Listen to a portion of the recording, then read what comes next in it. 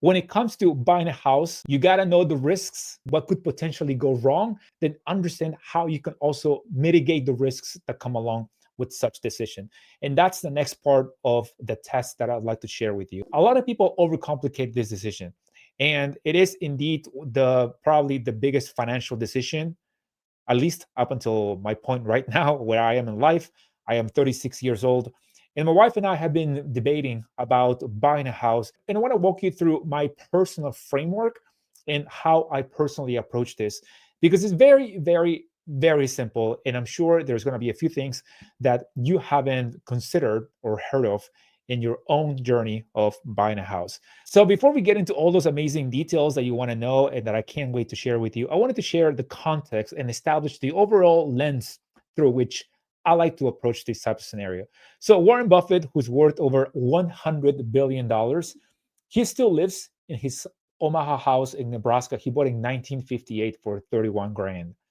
Not because he can't afford a mansion in Beverly Hills. I mean, that's obvious. Like, he's got all the money in the world that he needs, but because he made a decision aligned with his own values and not his ego. And one of the things he says is, I'm happy there. I'd move if I thought I'd be happier someplace else. So his mindset is very clear. He is true to who he is. And that's exactly the approach that I want to bring along with us in the rest of this video. Now, I want to explain here where I'm coming from, because most likely, if you're watching this video, you've heard three things when it comes to real estate and buying your first house. First is, hey, rates are too high, wait it out. We hear that a lot. I've heard that a lot. Then we hear, hey, you're throwing money away on rent, right? Like, we think that a lot of people say, certainly I've been told this plenty of times in my own journey. My family still tells me this. And somebody else that we see on Instagram says, hey, real estate always goes up. It's the safest or one of the safest investments. And all of these, with the right explanation and the right context, depending on how you look at things, they could be true, all of them. But it doesn't serve us when we are trying to figure out whether buying a house in 2026 is a smart decision or a financial trap. So with this being said, let me cut through all the noise and bring you something that a lot of experts won't tell you, especially those that want you to invest in the properties and real estate and buy a house from them. Here's the way I personally look at this. The math, the numbers, the logic, of course, it matters. And here's what I want to share here with you, because this is where my personal story comes very handy, and I'm sure that you're going to relate to this. So I'm an engineer. I've been in the industry for the last 14 years. I have a wife, my daughter, and for us, financial security is a non-negotiable. And right now, we made the decision to start getting ready to buy, not because people told us to, but because the math and emotions are finally aligned. I feel like these two are very, very important. You have the math on one side, or whether or not you can afford it, and the other one is the emotional side. Sometimes you have the money, but then you don't feel comfortable buying a house, making a purchase that big. Or sometimes you really want to buy a house, but the math doesn't allow you to yet, right? But when they're both in alignment, personally, the way we see it, then that's when it's a hell yeah. And my wife and I have been through this plenty of times when it comes to making big financial decisions. So here's something that I want to introduce to you, and that is the Family Financial Clarity Framework. So as I mentioned previously, there's going to be three approaches that we're going to take, or three layers to this analysis and approach. Number one is the problem with only taking into account the math. Then we're going to go over only worrying about the emotion. And then we're going to go over the sweet spot. Now, first part is running the actual numbers. Now, if you're anything like me, I'm sure you heard, oh, you can just use the money that you're paying for rent and it's a direct transfer to paying for a mortgage. But there's a lot of hidden numbers. This is what we call the cost of something, or like the price is one thing, but then the cost of something can be much higher. And so there's all this different phantom or hidden costs that we overlook, or maybe sometimes we want to overlook when we're trying to justify a certain purchase or rationalize a purchase. So here's a couple that I've identified when it comes to buying a house, right? So the first one, of course, is the mortgage principal and the interest. So that right here is going to be the highest part of the mortgage or the cost of buying a house. Then on top of that, you're going to have property taxes, then you're going to have insurance, you're going to have perhaps HOA or homeowners association fee, then you're going to have maintenance. You have to adjust or plan for maintenance so that way you're not digging into your emergency funds or you're not getting into debt just to maintain a house.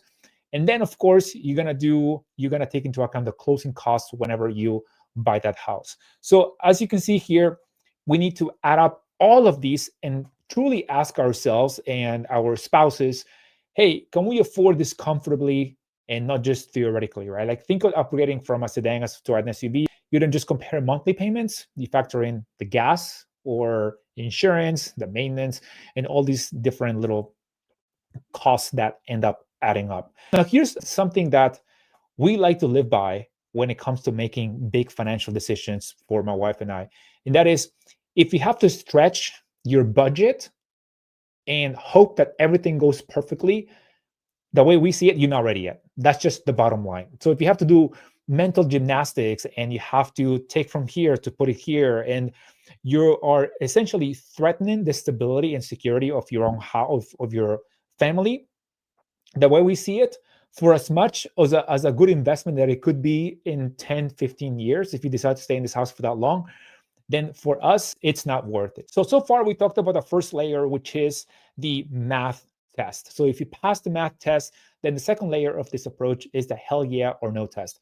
Now, maybe you heard or you haven't heard this before, but this is something that my wife and I have been applying to every big decision that we make in our lives. It could be finances, it could be career, or it could be like parenting decisions. So we both like to be in alignment when it comes to these things, right? So, for example, let's say that we wanted to take a Disney trip.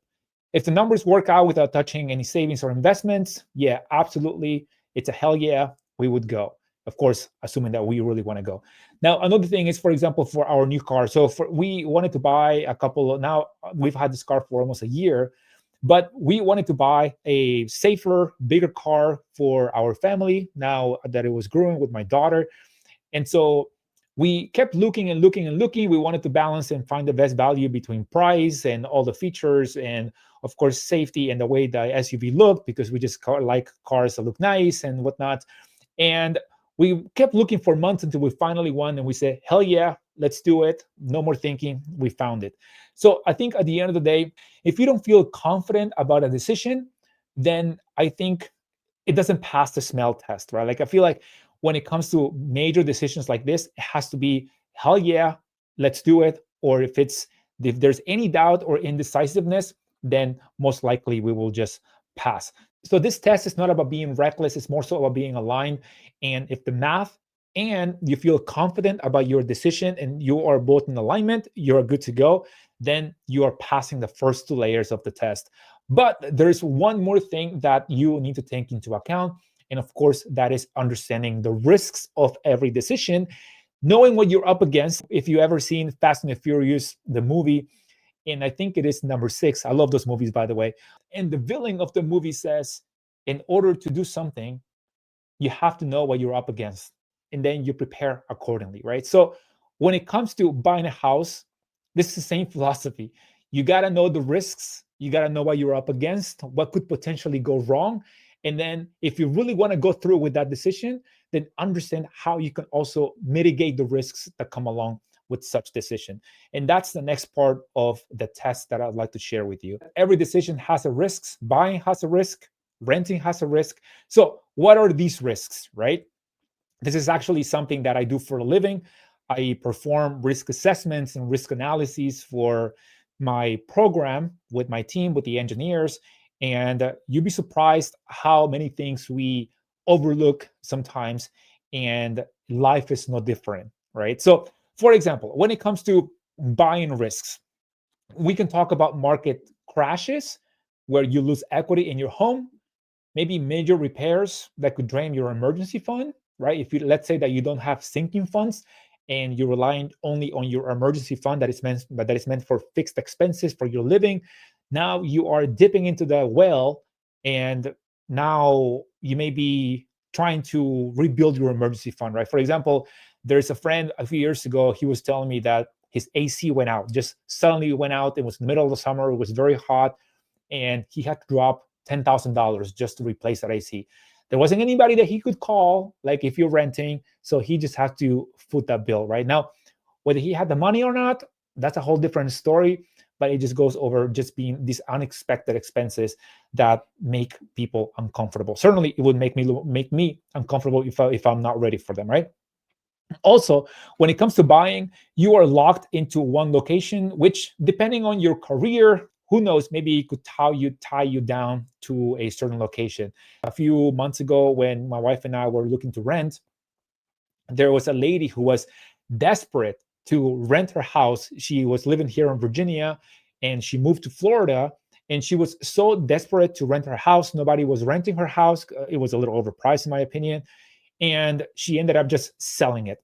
Now, I don't know if she sold it at a loss. I don't know if she sold it like to break even, but she was just very, very desperate to just get rid of the house because you're paying double mortgage, right? You're paying like the month, and that makes a dent in people's budget. So those are the things that we got to take into account when it comes to buying risks. Now, when it comes to renting, of course, it's not any different. There's also things that come along with it.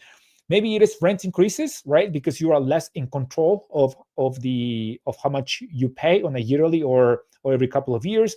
Who knows? Maybe the landlord also sells the house and you are forced to move. Now, the reason why we moved here to this place to begin with was because the landlord where I was living with my family, he decided to sell the house. We wanted to renew and kind of work something out. And he said, no, man, like I'm looking to just sell this house. We have a lot of things going on.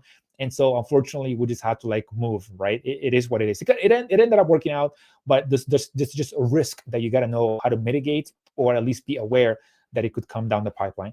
Now, another thing that could come into place when it comes to renting, it's no equity building. I was talking to my wife a couple of days ago about like this decision, as I mentioned, and one thing that she mentioned really opened my eyes a little bit more long term, and I really loved it because she said, if you're paying rent, let's say $3,000 a month, in 1 year, it's $36,000, right? Okay, you're paying rent, you're getting something out of it, you're getting a roof. It's not going to waste. So that's just like a silly statement.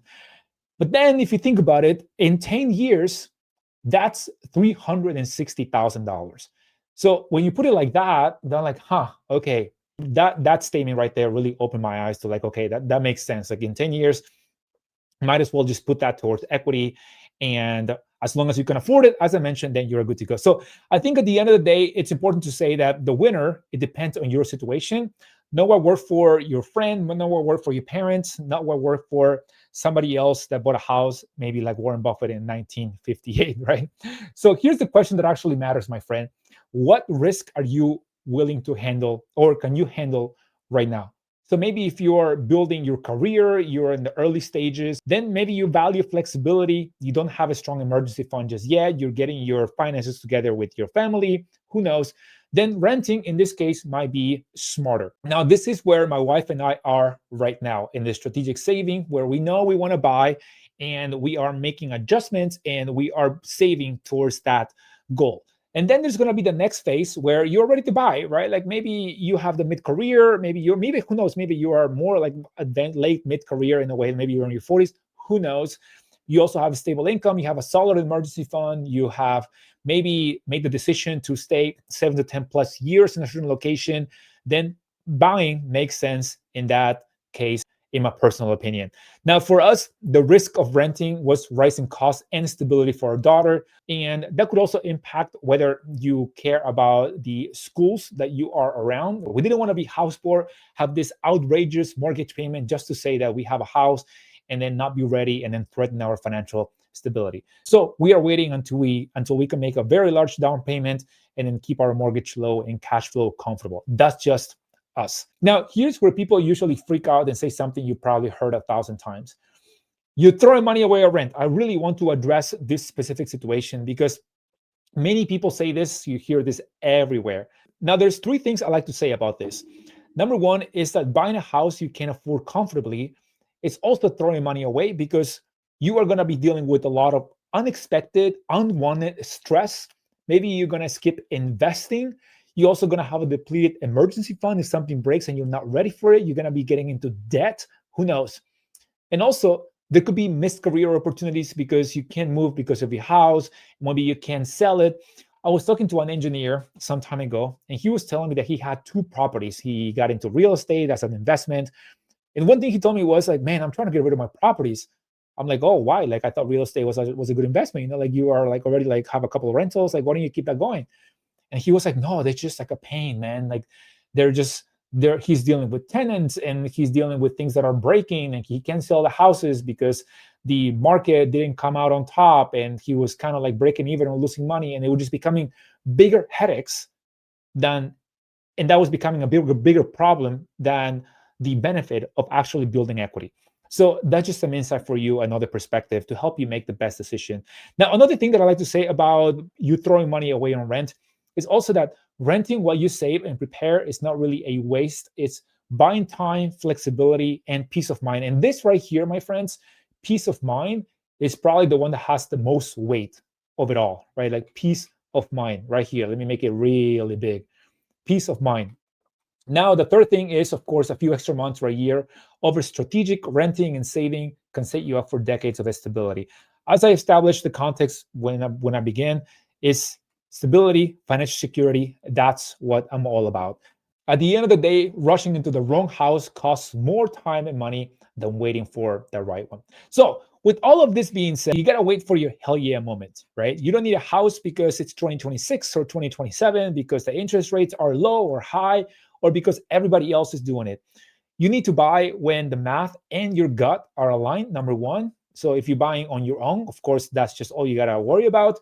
But also, hey, if you're married, then go ahead and you both got to be in alignment, right? Now, also, when you are doing mental gymnastics to make it work, if you're stretching your budget and you're trying to rationalize so hard how you can make buying a house work, then personally, I think maybe it's not a good time just yet. Don't let pressure, comparison, or fear rush you into a decision that's too heavy to carry. So, what do you actually do with all of this information? So, number one, you're going to be running the real numbers. Then you're going to go to the hell yeah or no test. Then you're going to identify your risk tolerance. What can you handle right now and what can you do to mitigate it? So if you have a plan to mitigate all those things, I think you're going to be in a good shape regardless of which decision you make. So if you're still saving for a down payment, the smartest move you can do right now is put it in a high yield savings account. That's exactly what my wife and I do. You can be earning 3 to 4% every single month on your money, and that beats all of the interest rates that are being offered by Bank of America, Wells Fargo, Chase, who are paying less than 1%. So even with interest rates going down, the high yield savings account are still top options. So if you're interested, I'm going to leave my top recommendations in the description of this video. There's bonuses also that you can earn when you sign up. So remember that wealth isn't built by following somebody else's timeline. It's built by you making your decisions with confidence. Focus on your family security first. Do what is right for you. Know what is trendy or expected. And then wait for the hell yeah moment so you can move with confidence. So with this being said, my friends, if you are ready to join our community of passive income engineers, we talk about online business, smart career moves, smart money moves, and building financial security and freedom for our families, click the link in the description to learn more and start networking with like-minded individuals. With that being said, thank you for being here. I appreciate you, and I'll see you guys on the next one. Let me know what kind of questions you got in the comments below. Peace, guys.